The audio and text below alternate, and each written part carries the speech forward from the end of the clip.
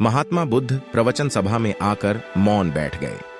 शिष्य समुदाय उनके इस मौन के कारण चिंतित हुए कि कहीं वे अस्वस्थ तो नहीं हैं। आखिर एक शिष्य ने पूछ ही लिया, भंते, आप आज इस तरह मौन क्यों हैं? वे नहीं बोले तो दूसरे शिष्य ने फिर पूछा, गुरुदेव, आप स्वस्थ तो हैं? बुद्ध फिर भी मौन ही बैठे रहे।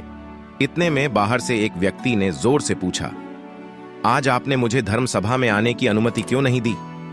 बुद्ध ने कोई उत्तर नहीं दिया और आंखें बंद कर ध्यान मग्न हो गए।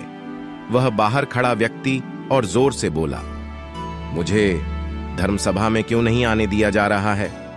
धर्म सभा में बैठे बुद्ध के शिष्यों में से एक ने उसका समर्थन करते हुए कहा, भंते, उसे धर्म सभा में आने की अनुमति प्रदान कीजिए। महात्मा बुद्ध ने आंखें खोलीं और बोले, नहीं, उसे अनुमति नहीं दी जा सकती है क्योंकि वह अछूत है। अछूत? मगर क्यों? सारे शिष्य सुनकर आश्चर्य में पड़ गए कि भंते, यह छुआछूत कब से मानने लग गए? महात्मा बुद्ध ने शिष्य समुदाय के मन के भावों को ताड़ते हुए कहा, हां, वह अछूत है। वह आज अपनी पत्नी से लड़कर आया है। क्रोध से जीवन की शांति भंग होती है। क्रोधी व्यक्ति मानसिक हिंसा करता है। इस क्रोध के कारण ही शारीरिक हिंसा होती है।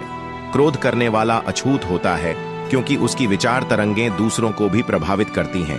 उसे आज धर्म सभा से बाहर ही रहना चाहिए। उसे वहां खड़े रहकर पश्चाताप की अग्नि में तपकर शुद्ध होना चाहिए। शिष्यगण समझ गए कि अस्पृश्यता क्या है और अछूत कौन है।